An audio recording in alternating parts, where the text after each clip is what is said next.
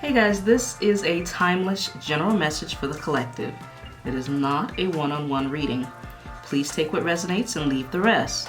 If this message does not resonate with you, please feel free to check our other readings on this channel. If you would like a personal reading, please email me at isla3ofcups@gmail.com.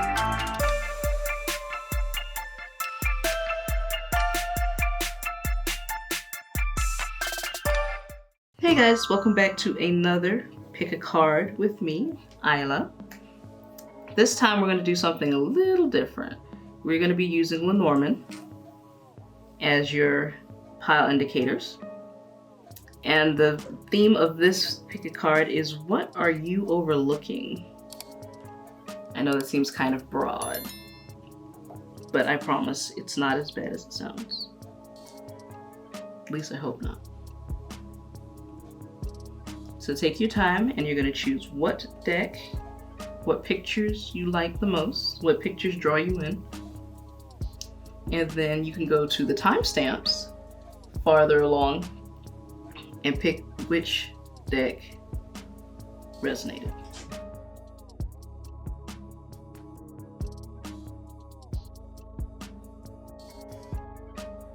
All right, you chose deck 1, which is the Stork and the Sun.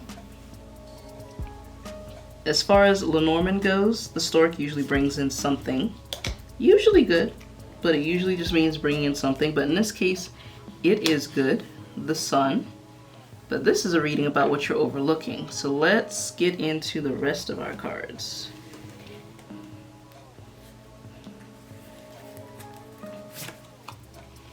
Choose your words carefully. The Sphinx.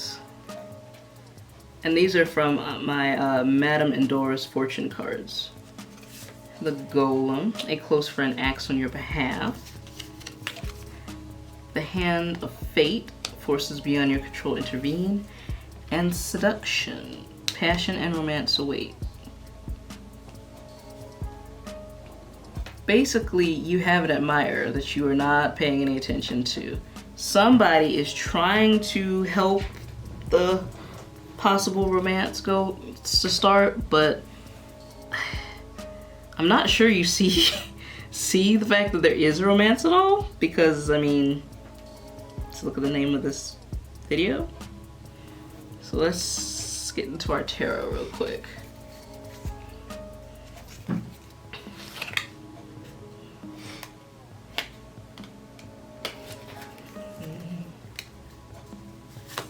So I'm using the In-Between Tarot. It's a little different than a regular tarot deck.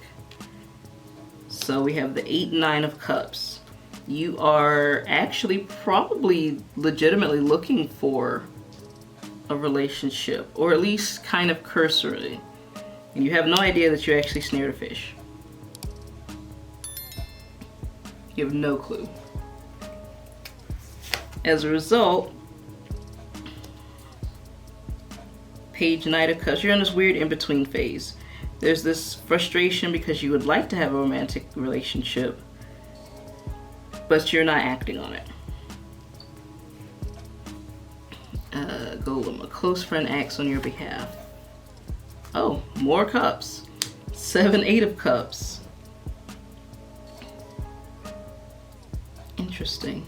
So this one has actually a broken vessel and a flower blooming from it. Are you bouncing back from a bad relationship? Possibly. And this is something that could bloom as a result afterwards. And this close friend is trying to get you to see that this is an opportunity outside of your pain. I don't know. And they're trying to be sneaky about it. 6, 7 of Swords. They're trying to hide and not be obvious the fact that they're trying to help set you up. Hand of Fate, forces beyond your control intervene, which sounds like you are meant to, in some capacity, be with this person. I can't tell you for how long, but you definitely are supposed to meet with this person and spend some time with them. I have the Death Temperance. So you are, because you're in this weird in-between phase of recreating yourself and relearning the balance of, honestly, your emotions. Because remember, you have this broken vessel. Someone probably broke your heart. You're relearning and being reborn. You're in this process of rebirth. But notice there's this giant angel kind of like in the background watching over your rebirth. And they're going, okay, awesome. It is now time, in order for you to fully facilitate your rebirth, there's someone that's being brought into your life. Then I have the 9, 10 of coins. Once again, all of this whole deck is about being in between phases. You're in between the phase where you're working towards your prosperity and your goals, and you know that you're in this in-between phase, so you're not entirely sure that the fish, now that you know that there's a fish that you hooked, if you kind of want to do that. But I think it's kind of meant to be. We're between the Hierophant and the Lovers, which is what? A hand fasting. And there's a long path ahead of them. Or you could look at it as they've come a long way to meet each other. Then I have the Queen and King of Wands. This relates to your work, so I wonder if this person is around you at work. Because this young lady is actually being put in charge of a new segment in this card. She is overseeing that entire facility. She's also the perfect marriage of the action and the receiving. She received the position. She received, in this case, the love that was offered and acted on it. Excuse me, ma'am. Thank you. And then at the end of it, we have the Empress Emperor, which is, interestingly enough, the family setting. There's prosperity. There are kids. I do not know if that's actually supposed to be taken literally, but this is actually like a possible outcome of this. The perfect balance of being able to not only create, but also when to dictate and when to act. This perfect balance of becoming fully yourself. Let's see, what type of advice did I get? Got the Prophet and the Spring. You are not fully listening to the person that's trying to let you know that you have an admirer. The Spring is really about like refreshing yourself. So I kind of get the feeling that maybe you have absorbed yourself and work a little bit too much, and it's time to take a few steps out for yourself so that you can refresh.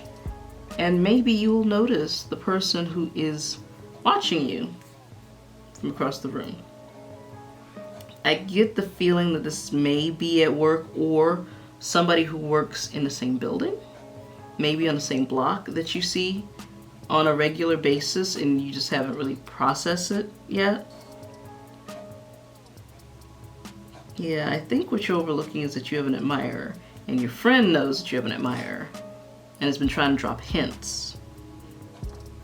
But you have been working so hard and trying to get back to the point where you're ready to go out and try and catch some more fish, that you aren't seeing the person that you've already snared.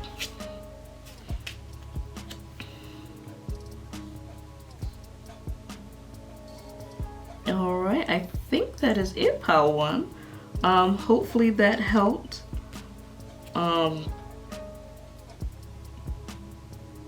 I think you got this. I think when you figure it out, choose your words carefully for the outcome that is for your highest good, and everything will work out just fine. All right, I will see you guys later.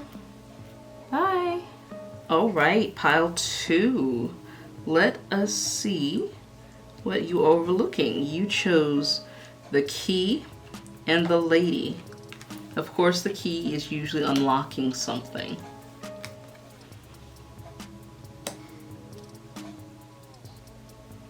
We're gonna need to go to our next set of cards to get a better feel of what this is.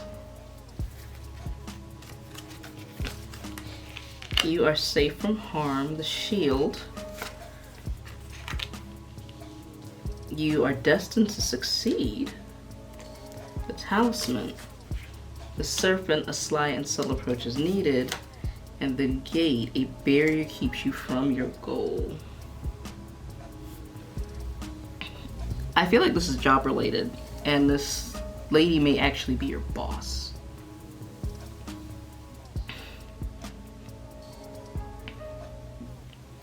And this is talking about, obviously, you can't be in her face because the barrier may be her. Because it's interesting that we have a gate here that has a keyhole. And then there's a key at the very top. So let's see what we have with tarot to get some clarification on this. But I'm pretty sure. So again, we're using the in-between tarot, which is between each card. So you are between the sun and moon. You are leaving the area of dreams, and you're close to realizing you're in that like dawn phase. However, you have to be careful because if you're not exercising enough temperance, you'll go too far. So because we have the Temperance Devil card here. And as we can see, they are chained and they have completely dropped their cups. They're not trying anymore. We need you to try in this case. Then we have the Knight and Queen of Swords. We need you not to be so quick to talk. You are going to succeed. Yes, that's what it is. But I think you're overlooking how quickly you trying to talk your way into the position can talk yourself out of the position with this 7, 8 of Swords. In fact, it's not even the fact that somebody would take it from you. You talking too much would take that position away from you. Thus, the sly and subtle approach is needed. So we have the Lovers and the Chariot. You need this partnership in order to get where you're going. And you can't be in your boss's face about it. 9, 10 of Cups. You are very close to realizing your goal here. But you have a barrier that keeps you from it. In fact, did you just graduate from school? Or are you on an internship? I feel like you're on an internship and that you've graduated and you're trying to move up the ladder because you were already working with this company. And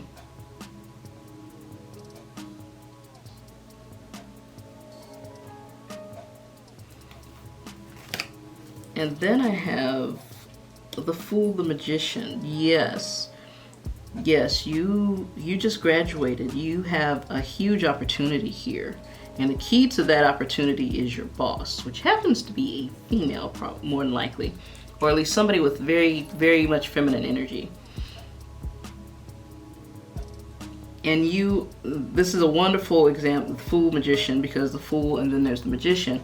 But you're in this weird in-between phase that yes, you have the education, you have the knowledge, you have the know-how, but at the same time, you could foolishly run off and drop everything that you had, leave behind the people who are loyal to you for the sake of something, and fall on your face because you were too heavy-handed with selling yourself. There are some people, some bosses, that do not like for you to be too in their face. And I think in your case, this may be the situation. They are not actually happy with you kind of selling yourself too hard, put it that way. So let's see what type of advice. I'm using my Dreamscape Oracle that I already pulled for you. And I got the White Buffalo, which basically talks about, in this case, if you're trying to find the best steps to proceed to get that position, you may need to talk to an elder. You may need to talk to someone who has been there, that you trust, to kind of help guide you along the way. You have this. You are destined to succeed. You're safe. Nothing bad is necessarily about to happen. But in order for you to take that next step, you need the advice of somebody who is more experienced than you. And I think you already know who that person is. With you already knowing who that person is, you may need to talk to them and ask them their advice on what they would do to get the position that you're shooting for.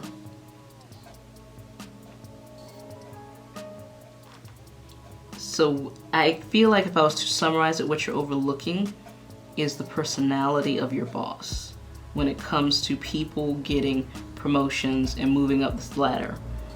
They may not be the type that takes kindly to too much of selling yourself. In fact, they may think of you as being conceited. Again, ask for advice, because the elder who's been there longer and is probably above you can probably tell you the best course of action to get what you want. You don't want to talk yourself into a corner. Just have a little patience and you'll do just fine.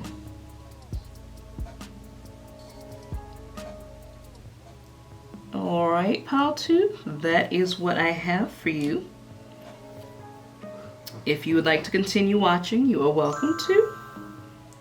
If not, I will see you next time. Bye! Alright, deck 3, you chose the fish and the dog. In Lenormand, the fish typically represents an abundance, and the dog is loyalty or affection. So there's an abundance of affection and or loyalty. And what's interesting is he's holding a yellow rose that has no thorns on it. It's just really cute. So let's see what we have for clarification on this. Let's begin. The minstrel, let your intentions be known. Are you the one with the affection? The chalice, rejuvenation and fulfillment. This person has sparked something in you that you thought may have been dead.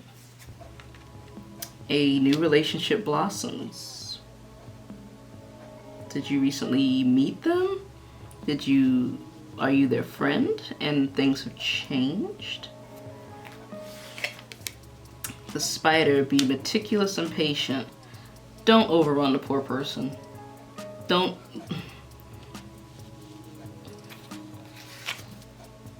Chimera, imagination clouds your judgment. Don't get so caught up in your visions of how things could be with them that you get clumsy and run them off.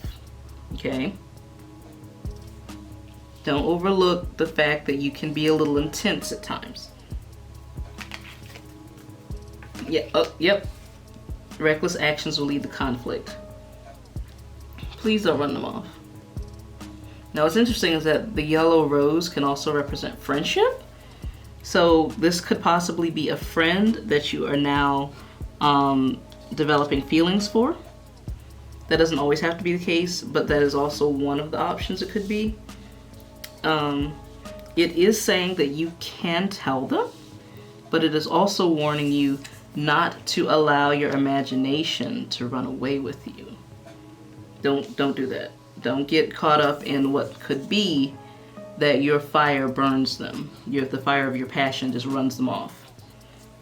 So let's see what the tarot says. as clarification. Okay, the Wheel and Justice.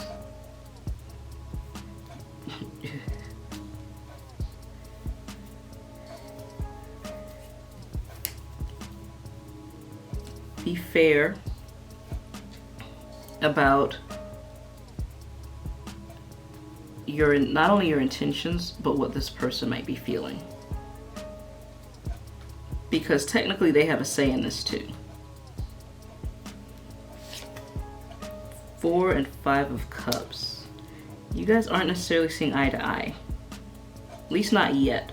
There is an offering, a possibility. I can speak, I swear. A possibility of something coming from that, because you could see that from on high there is a hand offering cups.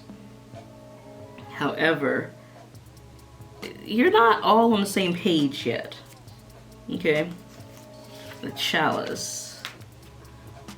In fact, there's this interesting rebirth happening. This rejuvenation and fulfillment. Have you felt that your emotions, like you were in a relationship and your emotions kind of like died, and this is sparking them again? Like, I feel like you haven't felt this way in a while, and this person has brought it back to the forefront. Let's see. The Sun Judgment. Yes, you've had this spark, this moment of the rising of a joy, a feeling of love rising up in you from first time in a while, probably. Get some clarification for the Maiden. The Emperor and Hierophant. Interesting. You have to find that balance, because we've got Aries here and Taurus. You have to find that middle ground in order for this relationship to go somewhere. You can't just pass down decrees. You can't just kind of bulldoze the poor person. And you can't necessarily order them around. That's not going to happen. This is a partnership. We have the 10 and Ace of Coins.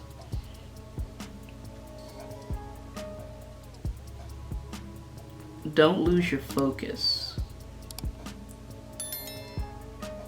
Like, so you have to be careful about letting your, not only the image of what could be run the poor person over, but also don't let someone try and convince you that it could never happen either, which is what I'm getting between these two.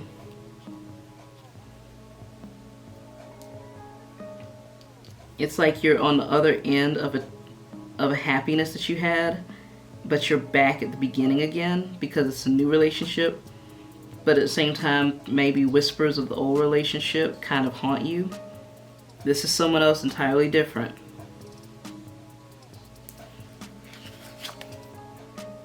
Six and 7 of Wands. Don't be so quick to rush out. Don't be so quick to throw away what you have. If it's a friendship, don't be so quick to throw away the friendship and just throw yourself out there. It's okay to let your intentions be known. Just don't be too overbearing about it. Let me get one more. Yes, the Devil Tower. Watch your intensity. Oh, Matadora. Ma'am.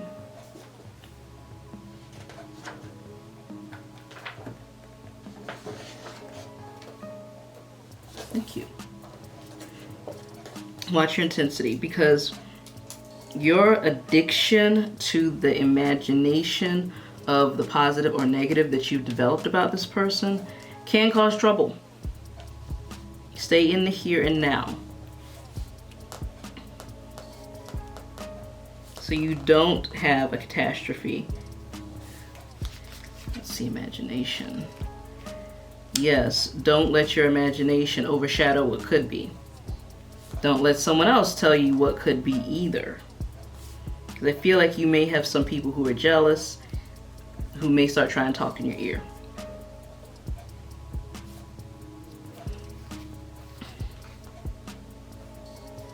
Are you going to try and hide it too? Because I noticed that both of these groups are hiding behind a rock and the rest of the community cannot see them.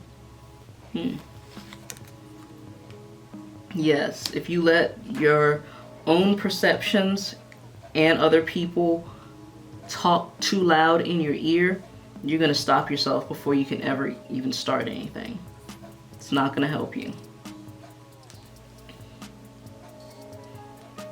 In fact, your own imaginations will cut you down.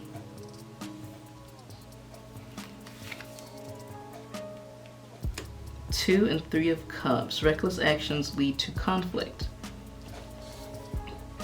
So this to me actually almost implies that you already know this person. Like it's a friend. And that your reckless actions could destroy what you already have. And we don't want that. Let me see. Yeah, you need to take some time and go within about this before you jump out and do anything. Just to make sure that you're not being too quick. Let me see what type of advice we got. I pulled two of my Dreamscape oracles. I have the Tiger and the Raven. Yes, be careful about your intensity. Do you see a recurring theme here? Fire, passion, intensity. Yeah, you can't just bum rush people with it. You have to be more like the Raven in the fact that they're a lot more intelligent with their, if you want to say conversations, that's true, but they're a lot more cunning, they're a lot more clever. A Tiger is smart, it is clever, but it's almost like it's hunting, versus a Raven, which gets amusement. They're some of the smartest birds that are around. They remember things, like subtle things can let that person know that you care for them without, smacking them in the face and professing love right off the bat, because you may not know what that person has been through. You have to be a little smart about this. Having that fire fuel the intelligence would probably be a better approach than just letting the Tiger bum rush, jump out the bushes, and try and attack the poor person. That's a good way to run them off, and we don't want that. We want our 10 of coins happy ending here. It is okay to be meticulous and patient, which actually falls under both the Tiger and Raven. It's okay to use the fire and the passion of the Tiger to fuel your intelligence in approaching the situation. Just don't let your fire fuel your imagination or fuel the person in your ear that would cut you down at the knees before the opportunity for the relationship comes. You have this, and you can be honest about your intentions. You can be honest about your intentions without being in their face either. You have this opportunity. Just don't pounce on them. Be smart. And especially if this is a friend and you've been a friend for a little while and it's developed into something new, it may take a little while because they may not see that yet. It's okay. Just be patient. So pile 3, that is what I have for you. You got this. Just don't let your passion run the person over, okay? It'll probably have a much better outcome regardless of their feelings if you aren't aggressive. All right. You guys have a great day, and I will see you next time. If you guys need any private readings, you can contact me here, and I will see you guys next time. Bye.